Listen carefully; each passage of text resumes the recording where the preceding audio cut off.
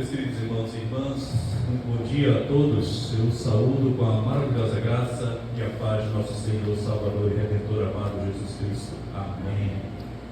Meus amados irmãos, é bom retornar a esta igreja, Cajazeiras, ao convívio dos irmãos. Estava aí algumas semanas ausente, do convívio dos irmãos, compromissos em Fortaleza e também em Várzea Alegre. Parte da igreja também esteve conosco na ocasião lá de Várzea Alegre, mas agora, desde quinta-feira, estamos de volta às atividades aqui na igreja. É muito bom, prazeroso nós retornarmos ao convívio da igreja, dos irmãos e amigos, para a glória de Deus. Bom, nós vamos dar sequência às perguntas do Catecismo Maior, e hoje nós vamos avançar para a pergunta de número 28.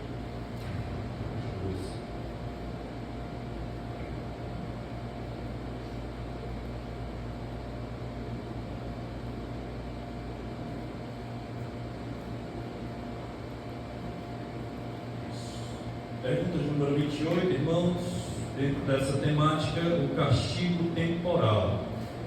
Nós veremos as implicações do pecado, para os nossos tempos, as consequências daquilo que o pecado ele deixou, ele trouxe para os nossos tempos, para hoje, para o agora, e o que a gente recebe por causa dos nossos pecados.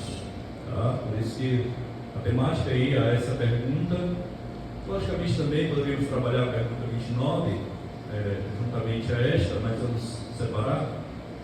E a temática para essas perguntas é exatamente o castigo temporal, as consequências que o pecado realmente causou à humanidade como um todo. Então vamos lá. Quais são as punições do pecado neste mundo? Quais são as punições do pecado neste mundo? Veja que é neste mundo. O pecado ele destruiu tudo. Ele manchou realmente com tudo. Então vamos à resposta. Os irmãos conseguem ler comigo aí a resposta? Dá para ler? Vamos ler juntos? As punições do pecado neste mundo são ou interiores, como cegueira do entendimento, sentimentos depravados, fortes ilusões, dureza de coração, remorso na consciência e afetos baixos, ou exteriores, como a maldição de Deus sobre as criaturas por nossa causa e todos os outros males que caem sobre nós, em nosso corpo, nossos bens, relações e empregos, juntamente com a morte. Então veja que tem muitas causas aí, muitas causas que vieram exatamente, irmãos, por conta do pecado, as consequências daquilo que certamente o pecado causou e tem causado, muitas vezes. Os nossos símbolos de fé trazem exatamente dentro desse conceito, mas eles vão abrangendo. E quando a gente olha para a Escritura, a gente percebe exatamente, irmãos, o quanto o pecado tem causado tantos males à humanidade. Muito bem, vamos para a compreensão do assunto, e aí a gente vai destrinchando um pouquinho mais e aprofundando o entendimento desta temática. Muitas vezes nós pensamos no castigo do pecado apenas em termos futuros, juízo, condenação e inferno. As pessoas que olham apenas para o vislumbre futuro, dia do juízo, castigo que certamente virá àqueles que não creram e não viveram em obediência à palavra de Deus, condenação e inferno. Entretanto, o castigo do pecado é desde já. É visto e é experimentado agora, no tempo presente. Tais como as bênçãos da salvação que são desfrutadas desde agora. Nós em Cristo Jesus, pela graça de Cristo, no amor de Deus, somos salvos e desfrutamos já assim dessas bênçãos decorrentes da salvação por meio de Cristo. É lógico que na plenitude, né, lá na glória, logicamente nós vamos desfrutar de forma plena, completa, aquilo que Deus tem reservado para nós. Então veja, irmãos, quando a gente é salvo, a salvação ela não é um benefício futuro apenas, tá? É um benefício presente e futuro. A salvação, irmãos, ela não é uma moeda de troca, tá? Olha, eu tenho a minha salvação aqui, no dia que Cristo voltar, eu apresento a minha salvação e aí eu entro no céu. Não. Salvação não é uma moeda de troca. Salvação é agora. A gente já desfruta dela. Nós já desfrutamos dela. Por outro lado, irmãos, o pecado é a mesma coisa. A mesma coisa. Se nós somos pecadores, nós já, eu não posso dizer desfrutar, porque desfrutar é coisa boa, né? Mas já experimentamos, obrigado, já. Nós já experimentamos o castigo do pecado. Tem um aspecto passado de ambos também, né? Sim. O agora e o passado. Nós experimentamos por causa do passado. Então, Sim, o pecado sim. como salvação. Com certeza, sem sombra de dúvida. Mas o fato é que o argumento ele vale para os dois lados, tanto para o aspecto da salvação quanto para o aspecto das experiências ocasionadas, não é, decorrentes do pecado.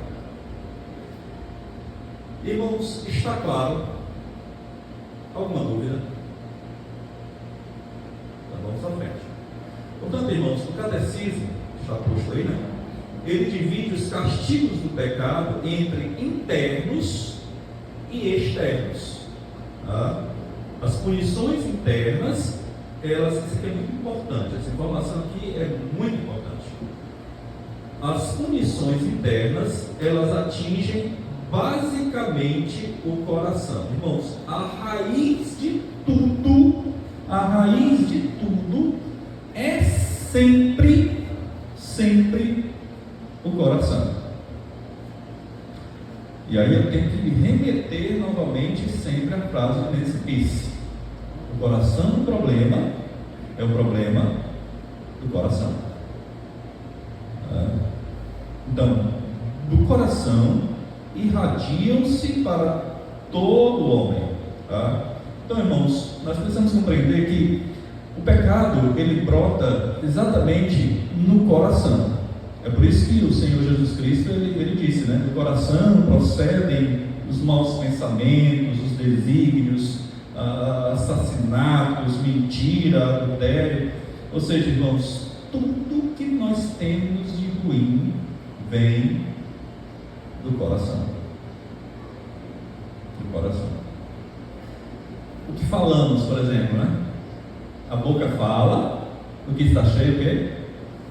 Coração. Exatamente porque o coração, biblicamente falando, ele é o centro de todo homem. É de onde vem tudo, irmãos. Tudo procede do nosso coração. É por isso que Provérbios fala, né? Sobre tudo que se deve guardar, guarda o quê? Pelo coração. Porque dele procedem as fontes de vida. Mas, pastor, como é que a gente guarda o coração? Na verdade, irmãos, guardar o coração é escondê-lo bem. Escondê-lo muito bem. E essa é a ideia bíblica de guardar o coração. Mas como é que a gente faz isso na prática, pastor?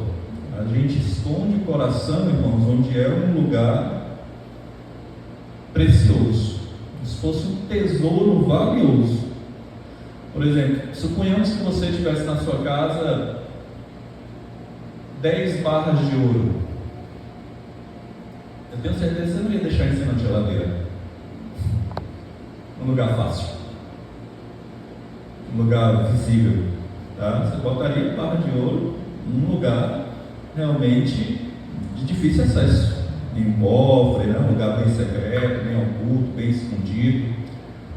bem seguro. É por isso que a Bíblia fala: onde estiver o teu tesouro, aí estará também o teu coração.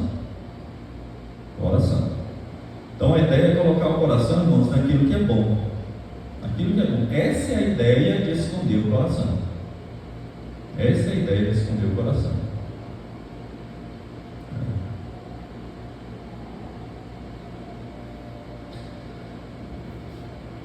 Mas veja ainda que coisa interessante, né? Lá no Salmo 119, no verso 11, texto bem emblemático, né? Ele diz: guardo no coração o quê? As tuas palavras, para não pecar contra ti. Ou seja, eu coloco a palavra no meu coração e eu coloco o meu coração na palavra. Lamentavelmente, irmãos, hoje nós temos colocado no nosso coração tantas outras coisas que têm competido com a palavra, né? Ou que têm deixado a palavra exatamente em segundo plano. A gente tem guardado muita coisa no coração, e a palavra do Senhor, que é a fonte para nós realmente não pecarmos contra Ele, tem muitas vezes sido negligenciada, né? Então eu preciso colocar a palavra no meu coração e o coração na palavra. É um efeito mútuo. Como é que isso acontece, pastor? Isso acontece, já aconteceu na manhã de hoje aqui. Todas as vezes que eu leio a palavra, todas as vezes que eu medito na palavra, todas as vezes que eu procuro conhecer mais a palavra e aquilo que Deus se revelou na palavra, é dessa forma, irmãos. Esse é o efeito que se causa. A palavra, ela vai transformando, moldando meu ser e transformando as minhas disposições. É o efeito que a palavra faz. E aí ela transforma a partir do meu coração.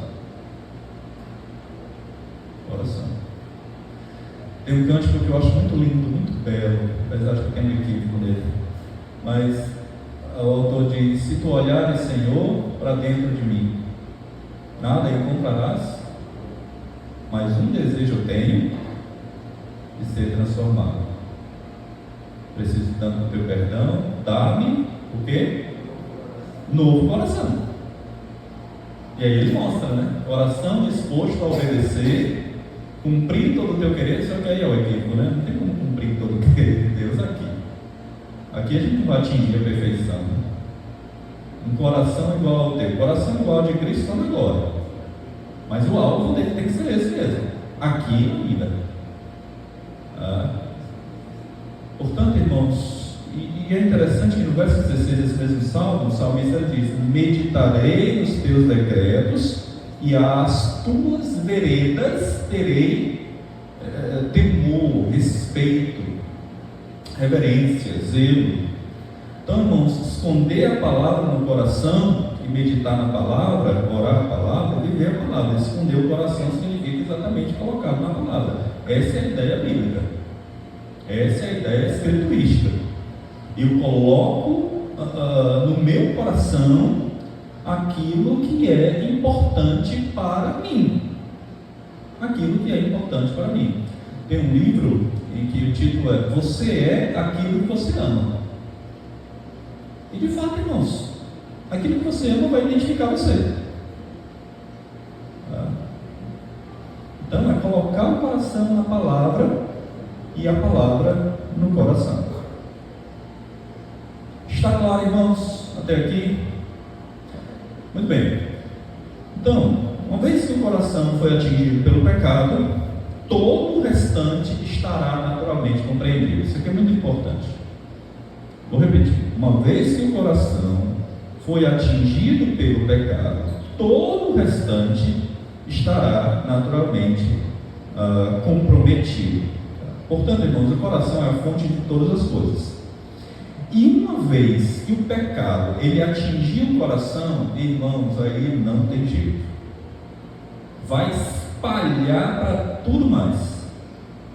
Uma vez que o coração foi atingido pelo pecado, todo o restante vai estar naturalmente e consequentemente comprometido.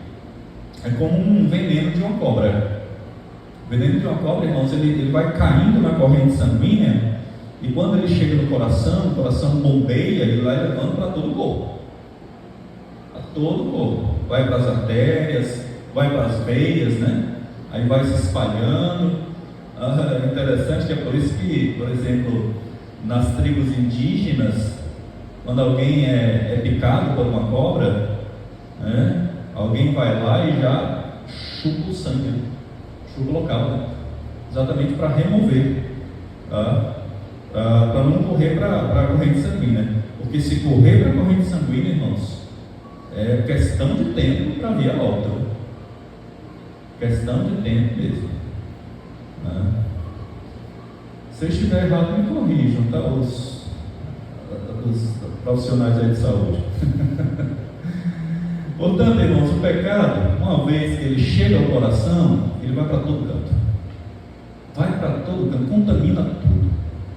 Tudo mesmo.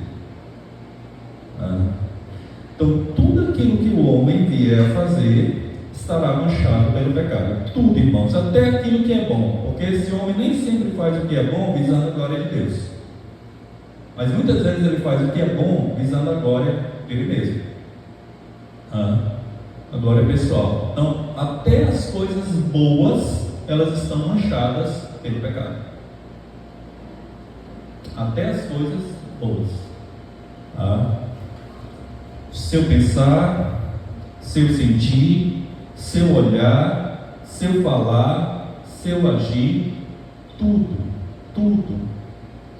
está contaminado pelo pecado. Aquilo que você pensa, muitas vezes é ruim. Aquilo que você vê, muitas vezes você vê e imagina coisas ruins. Aquilo que você ouve, por vezes você distorce aquilo e aí você fala. Ou seja, tudo está contaminado pelo pecado. Tudo, irmãos. Não restou nada. Escapou nada.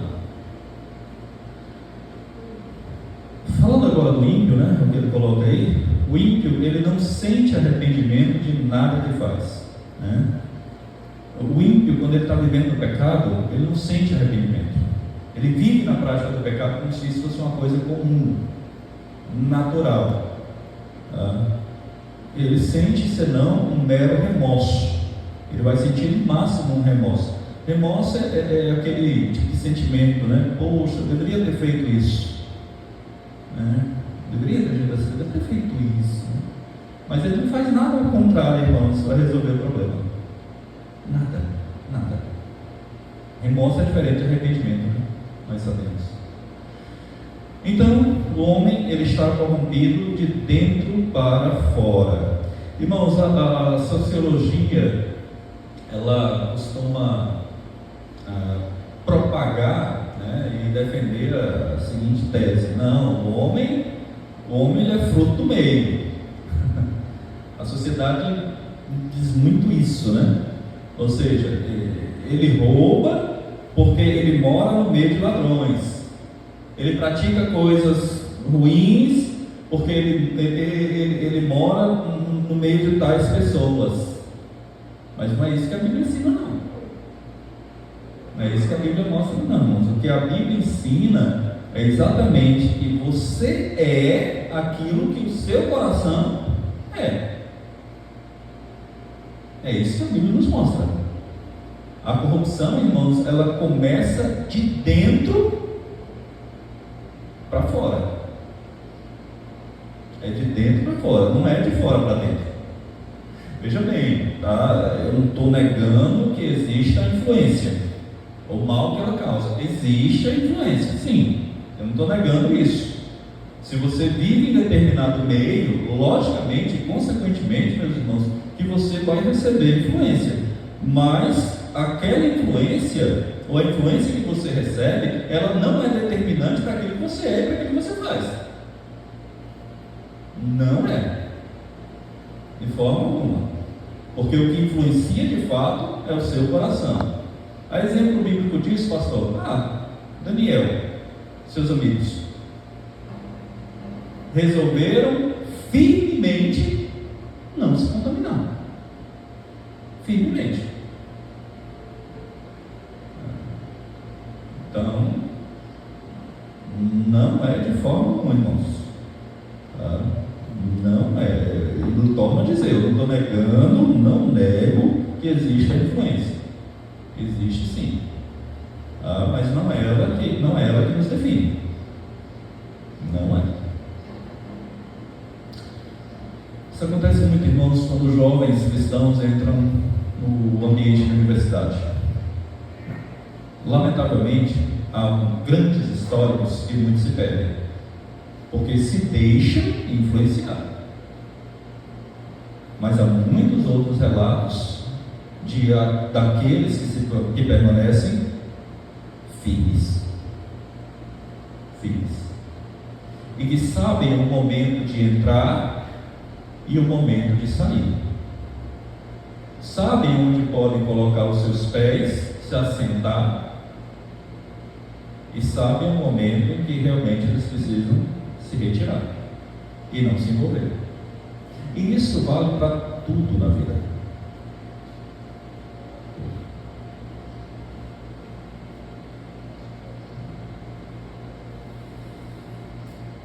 Por isso que é dito mais aqui à frente, ó, veja só. Apesar disso, ou seja, apesar do homem ser corrompido de dentro para fora, né, ainda quem diga para as pessoas buscarem as respostas dentro de si. Eu creio que você já ouviu alguém dizer, né? Olha, você tem que buscar a resposta dentro de você. Olhe para si mesmo. A força está dentro de você. Você tem força dentro de si. Siga o seu coração. Confie no seu coração. Meus irmãos, isso é um erro. Isso é um erro. Por isso que o autor coloca aí, ó. Tentar fazer isso é o mesmo que fugir de um tsunami, né? Escondendo-se no vulcão em erupção. Ou seja, você vai morrer de qualquer jeito. Você sai de um, mas entra no outro. Tá? Então, muitas vezes as pessoas costumam dizer, eu tento trabalhar isso em mim. Olha, trabalhe isso em você. Não, irmãos, não. É Deus quem trabalha em nós, através do Espírito Santo. Tá? É Deus quem trabalha em nós. É Deus quem trabalha no nosso coração. É Deus. É claro, eu tenho a minha parcela, com toda certeza. Com toda certeza. Existe a responsabilidade humana. Qual é a minha parcela? Eu vou buscar a presença de Deus, eu vou buscar ler a palavra, eu vou buscar meditar na palavra, eu vou buscar ter uma vida de oração, eu vou buscar estar em comunhão com a família da fé. Existe a minha parcela. Eu vou buscar pedir ao Senhor, Senhor, muda o meu coração, transforma o meu coração, trabalha o meu coração, me dá a disposição de obedecer ao Senhor, aos teus preceitos, à tua palavra. Eu não posso transformar o meu coração por mim mesmo. Irmãos, um cego, ele não se pode dar visão. Não pode, irmãos. Não tem como. Um escravo, ele não pode se dar liberdade. Não pode, irmãos. Então, irmãos, nós temos que aprender que nós não somos capazes por nós mesmos de domar o nosso coração. Não temos, irmãos. Não temos, a gente não consegue domar a si mesmo. Não consegue domar o nosso coração, a não ser a pessoa do Espírito Santo habitando em nós, controlando o nosso ser. Ele precisa ser inclinado para as coisas de Deus, para a palavra de Deus, porque só assim nós estaremos realmente, irmãos, guardando o coração e a palavra de Deus, e ela que vai iluminar todo o nosso ser, vai guiar os nossos pensamentos, vai guiar os nossos lábios, vai guiar o nosso proceder, vai guiar as nossas ações, vai guiar as nossas motivações, vai guiar as nossas emoções, vai guiar todas as nossas atitudes, irmãos. É a palavra que deve dominar o meu coração. Presbítero? Você falou que o Espírito Santo habita em nós e nos guia, né? Sim. Para não pecarmos. Mas mesmo assim, nós pecamos.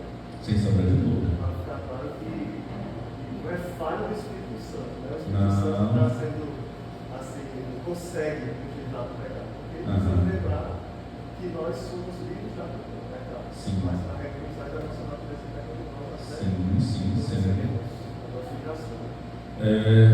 O sentido da salvação, né, no já, agora e ainda não. Né? Já fomos salvos do pecado, da condenação do pecado, estamos sendo salvos, é o processo da santificação, né, e seremos salvos, é o aspecto da glorificação. Agora já não haverá mais a presença do pecado. Vou deixar para que, nessa dúvida, né, que o Espírito Santo fala dos dias, mas poxa, eu estou pecando, então será que o Espírito Santo está sendo capaz suficiente para me livrar? Não. Esse contexto aí. Com certeza. Existe a nossa participação também. Né? Existe a nossa participação.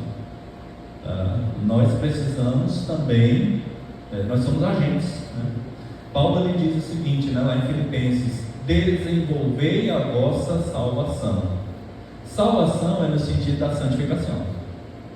Existe a operosidade do Espírito Santo, mas existe nós também desenvolvermos, buscarmos.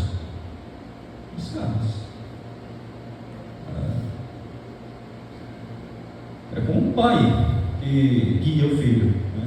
Orienta o filho, mas o pai não vai poder fazer pelo filho o que tem que fazer. A soberania de Deus. E a responsabilidade humana, sem sombra de dúvida. Um ser do Criador, que ele faz as coisas de uma forma que nada foge do seu controle, mas ao mesmo tempo ele não tira a vontade humana. Claro. Nossas ações. Sim. De uma forma ali é difícil entender. Sim, é verdade. Mas São trilhos, é verdade. Sem sombra de dúvida. Nós temos as nossas voluções, né? As nossas vontades. Quando elas são descortinadas pelo Senhor, a gente percebe que elas realmente são más, ruins, mas na operosidade do Espírito Santo, elas vão sendo transformadas de acordo com a palavra de Deus, e elas vão sendo realmente conduzidas a fazer a vontade de Deus para o nosso próprio bem, para a glória de Deus acima de tudo. Está claro, irmãos? Jaime, acrescentar? É isso mesmo. Deus nos chama, né, mas Ele não nos leva arrastados. Isso. Ele nos chama, mas Ele primeiro muda o nosso coração, Ele muda a nossa vontade. Por isso que Ele sempre questiona a autenticidade da fé de alguém. Né? Tiago faz isso. Sim. Tiago faz isso. Ele questiona a autenticidade da fé, porque necessariamente essa fé se manifesta em nome. Né? Ele chama fé demoníaca. É. Alguns. E essa salvação também, ela tem realmente diferentes tempos. Em certo sentido, nós já fomos salvos, em certo sentido, nós estamos sendo salvos, preservados, e em certo sentido, nós ainda seremos salvos no sentido de que ainda falta a redenção final. Né? Isso. E esse livrar-se da influência do pecado. Mas as nossas vontades, nossas escolhas, elas realmente são autênticas. Deus decreta, mas realmente nós pecamos porque nós desejamos aquilo mais do que a Deus, nós fazemos realmente escolhas ruins, e embora Deus tenha decretado, nós também somos totalmente responsáveis pelo que fazemos. A prova disso é que ele levanta o Faraó para fazer algo, mas ele culpa o Faraó, porque o Faraó realmente quis. Ele fez não porque Deus não forçou a fazer, mas por causa da maldade que sempre existiu no seu coração. E mesmo quando Deus endurece alguém, na verdade o que ele faz é retirar a graça que daria a possibilidade de alguém fazer alguma coisa para ele. Não é gerando um mal, né? Porque o pressuposto básico é esse, que Deus jamais pode gerar um ser autor do pecado. Realmente nós temos nossas responsabilidades. E esse desenvolver a salvação, na verdade, faz parte do processo da santificação. Né? A santificação é o desenvolvimento dessa salvação que nós temos. E é responsabilidade nossa mesmo, de buscar e nos esforçarmos, né? Fazer o que tiver ao nosso alcance, o uso dos meios da graça, para levar essa obra que Deus começou em nós, mas ao mesmo tempo fazer parte disso. Né? Existem os elementos para se buscar, né? Por exemplo, irmãos, um deles que a igreja do Senhor tem perdido, infelizmente: oração. Foi feita uma entrevista recentemente, há menos de 10 anos, com pastores. E foi constatado, irmãos, que 62% dos pastores não têm uma vida regular de oração.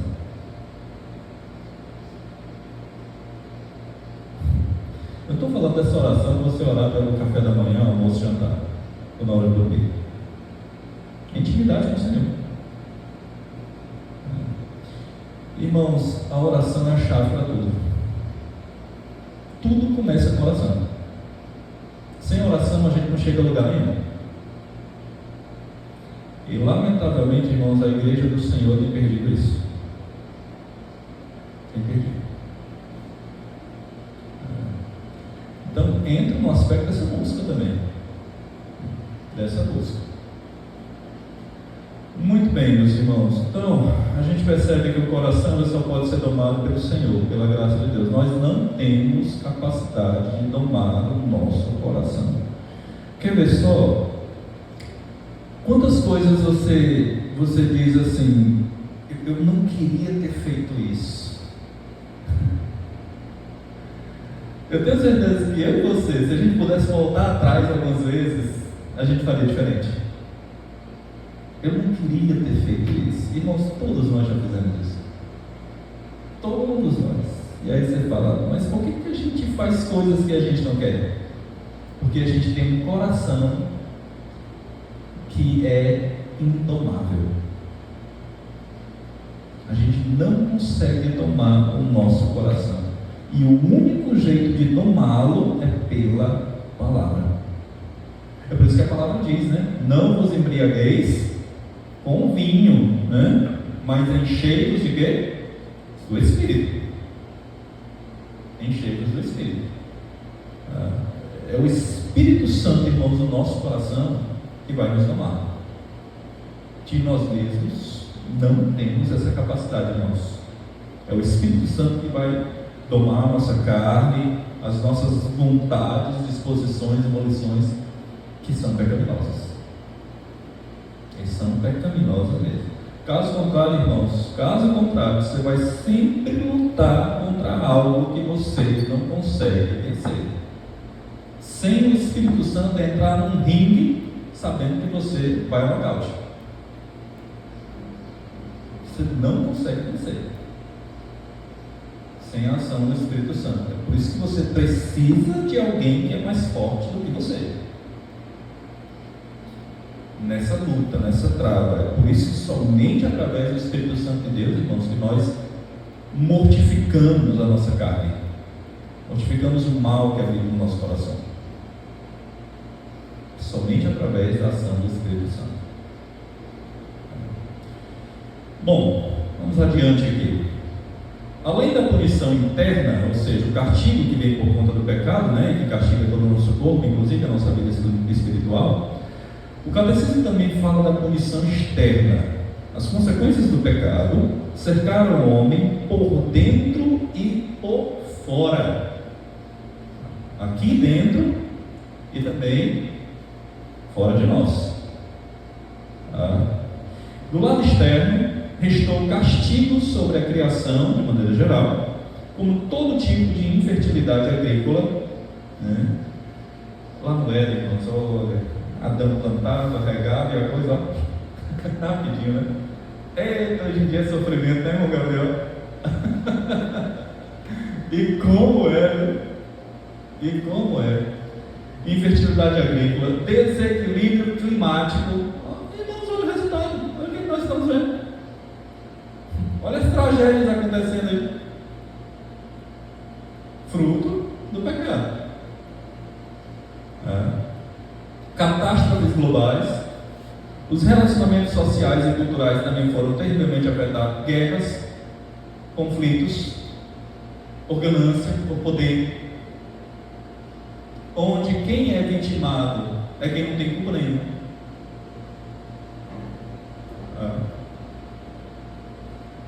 Porém, o pior de todos os castigos externos é, sem dúvida, a morte. E aqui não é só o aspecto da morte física, mas sobretudo, irmãos, a morte espiritual. E ele diz aqui, ó, a morte é o salário do pecado.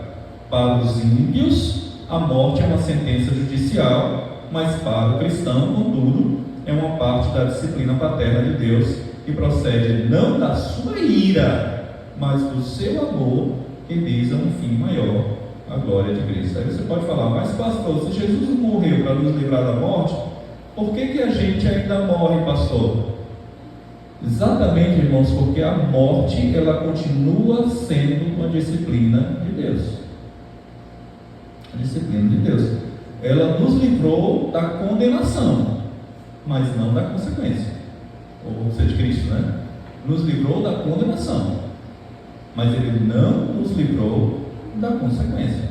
Enquanto estivermos aqui, irmãos, ainda veremos de estar debaixo da consequência ou das consequências do pecado. E a morte, ela é consequência do pecado.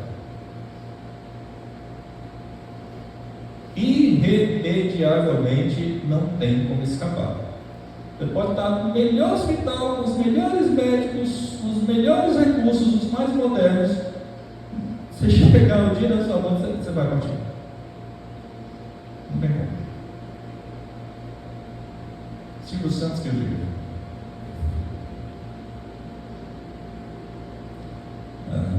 Só que veja uma coisa, o ímpio, irmãos, a pessoa sem Cristo, ele encara a morte como uma dificuldade, porque ele não tem certeza para onde ele vai. E a morte para o ímpio é um terror. Já o crente não. É por isso que a Bíblia diz, né? Preciosa é aos olhos do Senhor a morte dos seus santos.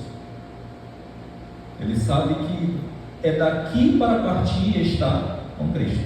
O que é, as palavras de Paulo, né? O que é incomparavelmente melhor. Eclesiastes capítulo 4,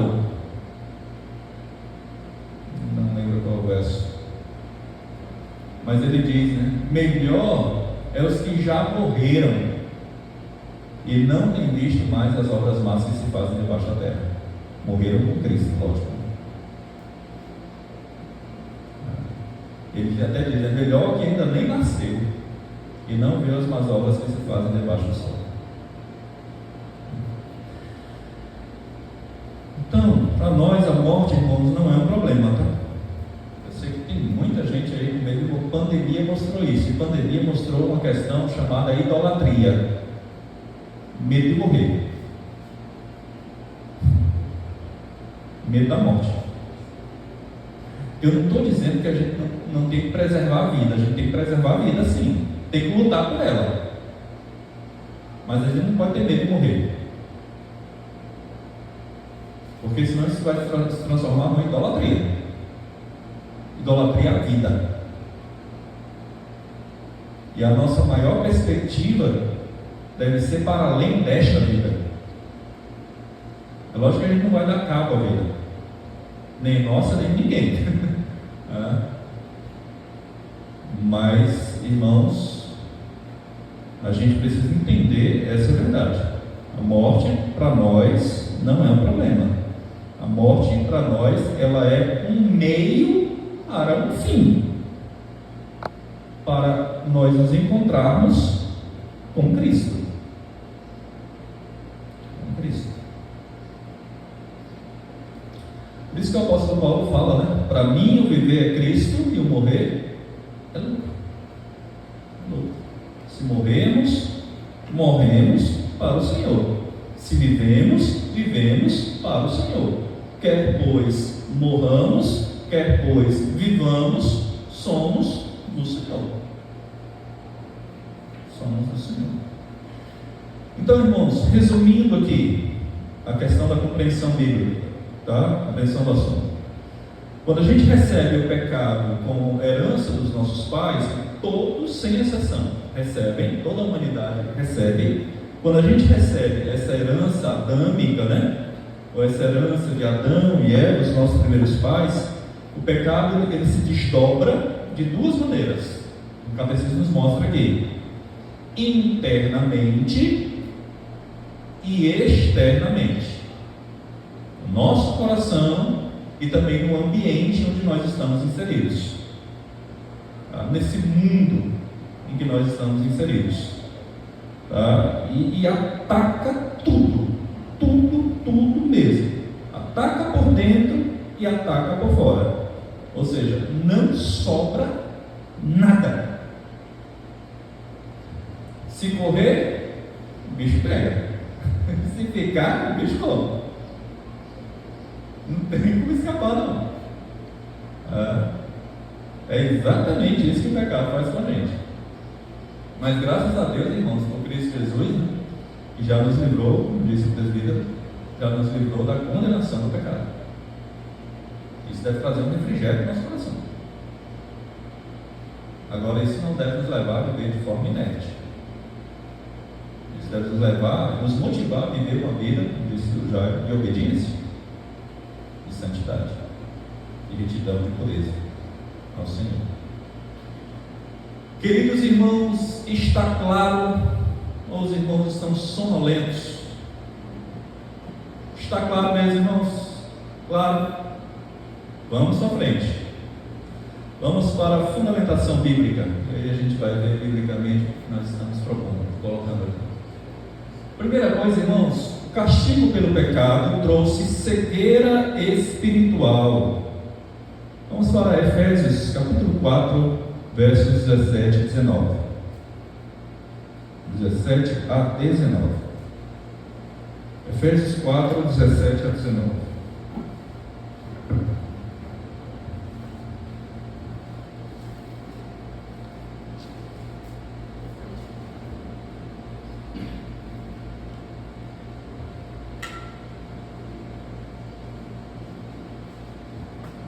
Diz assim: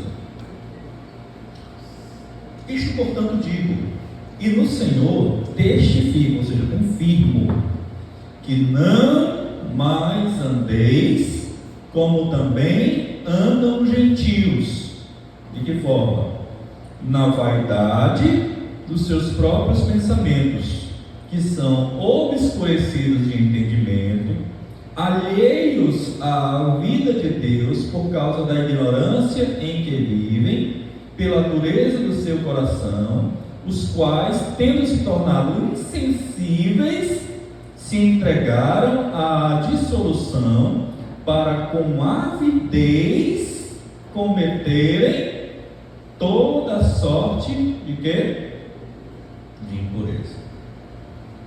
Veja os termos aqui: vaidade dos pensamentos, obscurecidos de entendimento, alheios, ou seja, eles não estão nem aí para as coisas de Deus, alheios à vida de Deus por causa da ignorância em que vivem e dureza de coração. Então, em suma, irmãos, o apóstolo Paulo está explicando aqui que tudo que o Senhor fez em favor do seu povo tem um objetivo: que nós tenhamos uma vida verdadeira e não mais uma vida morta, como gentios. Isso que Paulo está colocando aqui. O castigo pelo pecado trouxe cegueira espiritual. Hoje os nossos olhos espirituais, eles foram descortinados pelo Senhor por meio da sua palavra na ação do Espírito Santo. E hoje nós conseguimos enxergar com a cosmovisão bíblica cristã o que é realmente o que a palavra nos condiciona a viver para a glória de Deus. Tudo aquilo que o mundo coloca como conceito, nós precisamos realmente, irmãos, discernir e ter um senso crítico, bíblico, e viver debaixo de uma cosmovisão cristã, cosmovisão bíblica. Tem muita gente engolindo de tudo, descendo goela abaixo, tudo.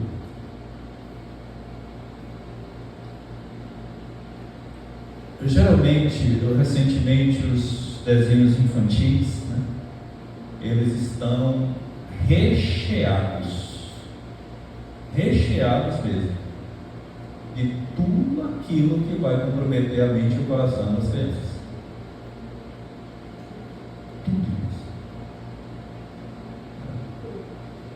tenho um professor e o filho dele, 5 anos, se não me engano, ex-professor, na verdade, e ele disse que tudo que o filho dele ia assistir, ele assistia antes.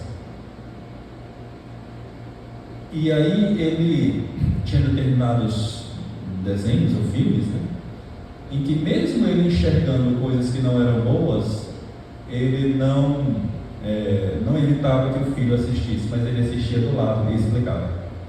Olha, meu filho, a Bíblia não diz que é assim, não. A Bíblia diz que é assim. É dessa forma que a gente ensina, irmãos. É dessa forma que a gente inculca na mente e no coração das crianças. Mostrando o erro, mas ao mesmo tempo revelando a verdade. Segunda coisa, ainda nesse ponto, o castigo pelo pecado trouxe uma mente reprovável. Vamos para esse texto de Romanos capítulo 1, verso 28. Romanos 1, 28 diz assim, ó, por haverem desprezado o conhecimento de Deus, ou seja, que conhecimento de Deus é esse? É o conhecimento que Deus revelou na sua criação. Os homens desprezam. O próprio Deus os entregou a uma disposição mental reprovável. Ou seja, irmãos, Deus deu ao homem exatamente o que ele quer. Exatamente o que ele quer. É pecado que você quer? Tá, pois é pecado que você vai ter. É isso que você vai ter. Essa é a ideia aqui. Uma disposição mental reprovável. Irmãos, a pior coisa é exatamente Deus entregar a pessoa à sua própria disposição. A pior coisa que existe. E aí ele conclui dizendo assim, ó, para praticarem coisas inconvenientes.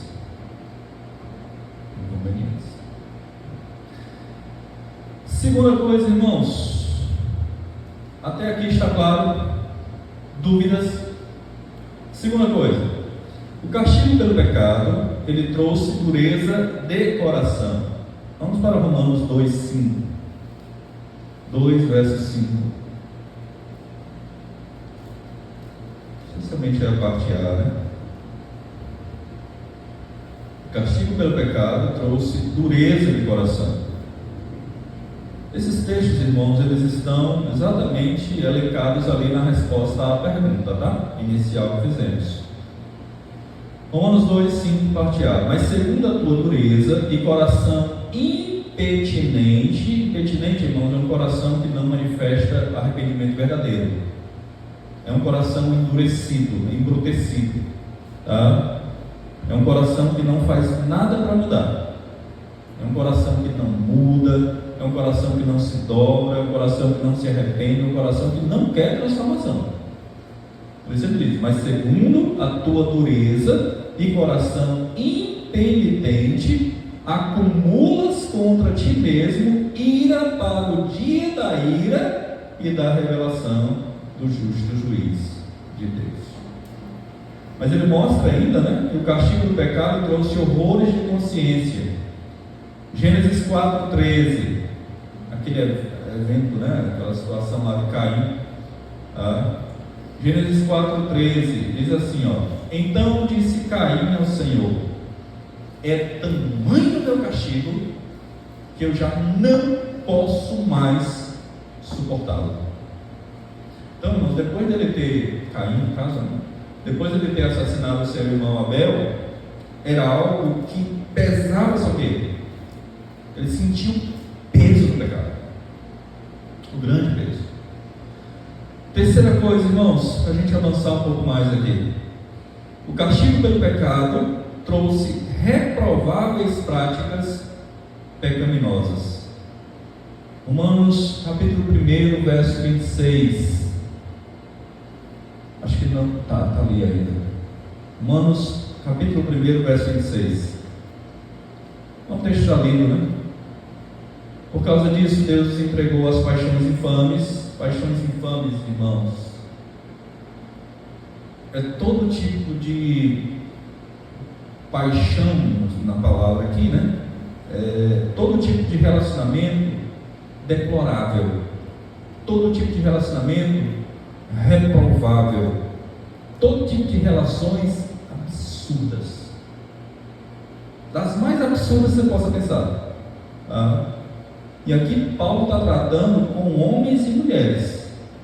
Paulo está falando aqui especificamente também da questão do homossexualismo, que a Bíblia condena, e que o mundo hoje prega como se fosse uma doença, e não é doença, é pecado. Que prega como se fosse algo normal, e não é normal. É condenado pelas Escrituras. Condenado. Porque até as mulheres mudaram o modo natural de suas relações íntimas por outro. Olha só, irmãos. Olha como é que a Bíblia conceitua. Contrário à natureza. Deus criou o homem e a mulher com uma natureza. Diferente disso, irmãos, é contrário à Escritura. E veja que Paulo começa com a mulher, porque pelo menos no passado, nos dias de Paulo, não era tão comum ver o homossexualismo entre as mulheres, né? O lesbianismo. E aí Paulo vai discorrendo, logicamente, no texto, né? Não tem tempo para poder tratar aqui. Então, veja, irmãos, ou vejamos, na verdade, né? E o castigo pelo pecado trouxe práticas pecaminosas reprováveis. E nós temos visto isso nos dias de hoje e, infelizmente, irmãos, não podemos romantizar. A tendência é piorar cada vez mais. Até que Cristo volte.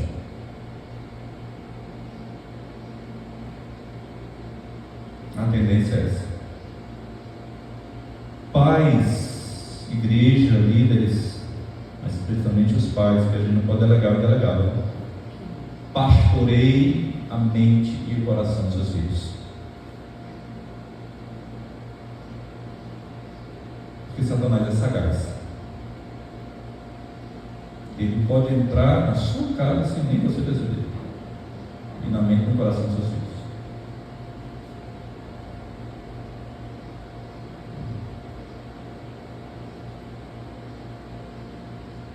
Eu não queria entrar nessa esfera aqui, mas eu preciso entrar.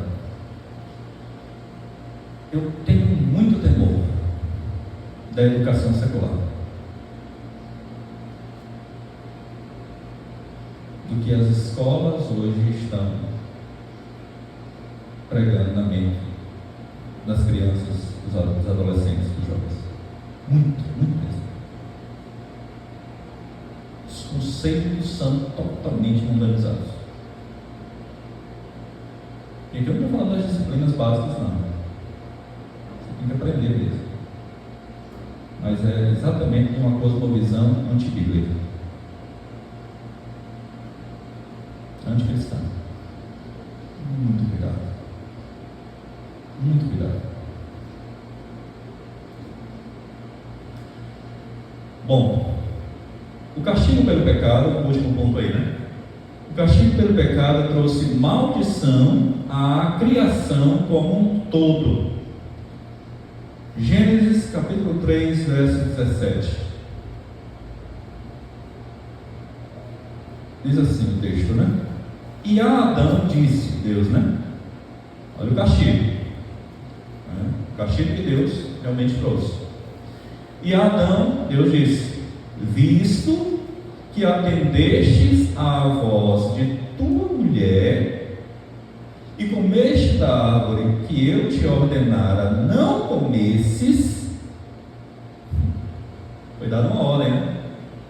Ela desobedeceu, ofereceu ao marido, ao homem, e ele atendeu à voz dela, comeu a árvore que Deus ordenou que não comesse, e aí olha a punição: maldita é a terra por tua causa.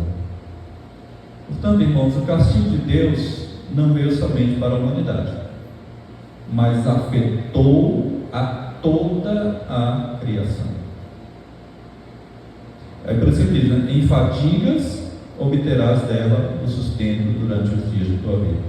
Não é que no Éden, quando Adão trabalhava, ele não sentia cansaço, mas não, ele sentia, mas não é esse cansaço que nós sentimos hoje. Hoje a gente sente esse cansaço que é uma fadiga mesmo. E por isso que a punição é essa: em fadigas obterás dela o sustento durante os dias de tua vida. Trabalhar sem a presença do pecado, irmãos, olha, é péssimo. Mas hoje nós trabalhamos em determinados ambientes em que o ambiente, irmãos, é estressante. Tem gente querendo puxar o tapete, literalmente falando. Ambientes onde o relacionamento não é nada bom. E entre muitos outros elementos aqui, tá? Então é isto. O castigo pelo pecado trouxe a maldição à criação como um todo. Por fim, o castigo pelo pecado trouxe sofrimentos e, por fim, morte física. Vamos para esse último texto aí, que é Romanos capítulo 6, versos 21 ao verso de número 23. Romanos capítulo 6, versos 21 ao verso 23.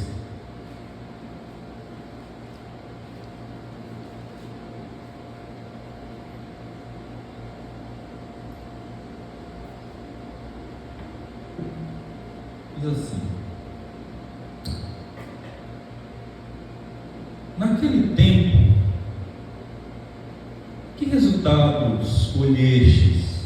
Naquele tempo aqui na sua vida velha, tá? Antes da sua conversão. Por isso que ele diz: naquele tempo, que resultado colhestes? Somente as coisas de que agora vos envergonhais. Irmãos, ouça bem: o crente verdadeiro, ele tem vergonha do seu passado. Vergonha mesmo. Ele tem vergonha mesmo, irmãos, da sua vida pregressa. Ele tem que sentir vergonha mesmo, irmãos. É um absurdo, quando o crente descreve a sua vida pregressa, passada, e esse crente ele descreve com orgulho. É um absurdo. O crente verdadeiro, irmãos, ele sabe que a sua vida passada, pregressa, foi triste, vergonhosa. E ele dá graças a Deus, porque ele diz: Deus, o Senhor colocou o meu passado na cruz, e agora já não sou mais eu quem vive, mas Cristo vive em mim. O passado ficou no passado. E eu tenho vergonha, Senhor, daquilo que eu fiz lá atrás, mas eu dou graças e glórias a Ti, porque agora eu sou um novo homem. Minhas disposições foram transformadas pelo Senhor. E ele diz: porque o fim delas é morte. Agora, porém, eu gosto desses termos aqui do Paulo. Agora, porém, libertados do pecado, transformados em servos de Deus, tendes o vosso fruto, ou seja, as suas atitudes, né? Frutos no sentido das atitudes, a conduta. Tendes o vosso fruto para a santificação e, por fim, a vida eterna. Ou seja, Deus nos liberta, Deus nos faz servos dele, e aí, como servos de Deus, nós produzimos exatamente, irmãos, uma vida de santificação, de retidão, de pureza, né? E o fim disso é o que? A vida eterna. E ele conclui dizendo, né? Porque o salário do pecado é a morte, mas o dom gratuito de Deus é a vida eterna em Cristo Jesus, o nosso Senhor. Que coisa preciosa, irmãos. Que coisa preciosa.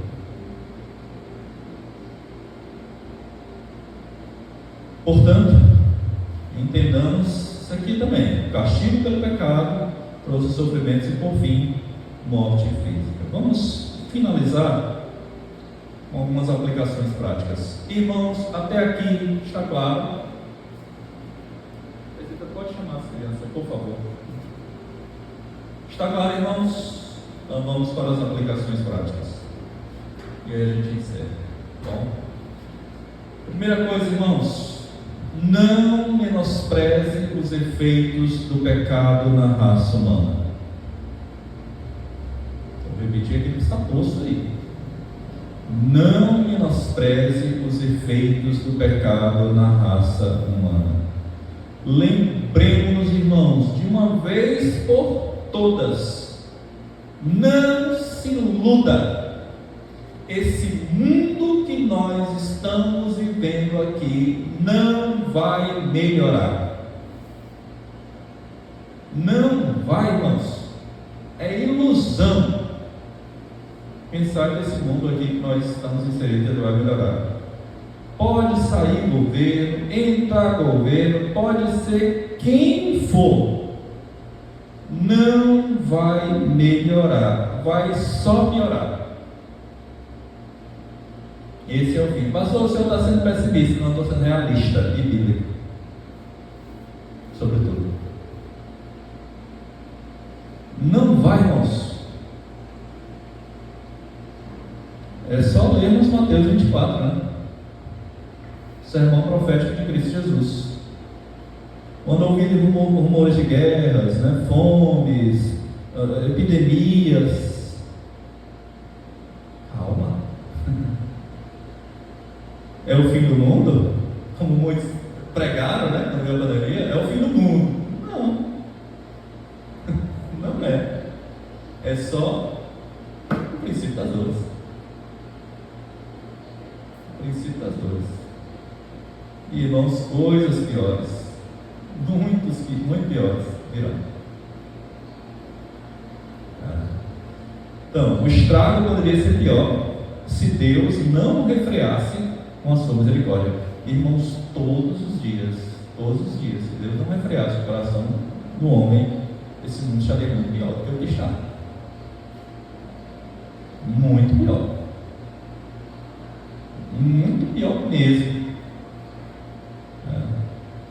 Segunda coisa, irmãos, segunda aplicação: não brinque com o pecado. Se você é crente, não flerte com o pecado. O cristão verdadeiramente convertido, ele jamais deve, jamais dará de fato espaço à carne, à sua carne, desejos pecaminosos, né? Irmãos, com o pecado a gente não brinca, né? A gente corta, a gente joga fora. Irmãos, pecado, se você abrir a porta dele, ele vai causar um estrago terrível. Terrível. É só abrir a porta. Não flerte. E não ache que você é forte o suficiente para resistir. Não é. Por fim, terceiro e último lugar, não rejeite a repreensão quando você estiver em pecado ou caminhando para ele. A repreensão, irmãos, vem de Deus, como um pai que ama os seus filhos e quer o seu bem e corrige para o seu próprio bem.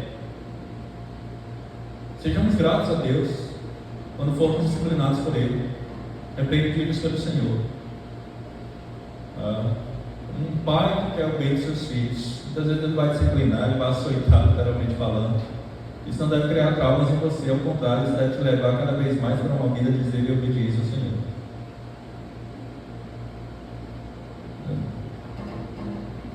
Ela vem de Deus e vem para o teu bem, e sobretudo também, irmãos, para o nosso crescimento espiritual. Portanto, aceite com humildade e aceite com sinceridade. Muito bem, irmãos, concluímos a pergunta 28. Dessa forma, compreendemos o castigo temporal, as punições do pecado neste mundo, interiores e exteriores. Interiores, cegueira de entendimento, sentimentos depravados, fortes ilusões, dureza de coração, remorso na consciência, afetos baixos. exteriores, a maldição de Deus sobre as criaturas, por nossa causa e todos os outros males que caem sobre nós, em nosso corpo, nossos bens, relações, empregos, juntamente com a morte. Em oração, eu desejo que Deus nos abençoe e nos faça, por sua graça, na ação do Espírito Santo, compreender a sua palavra e procurarmos também, acima de tudo, praticá-la.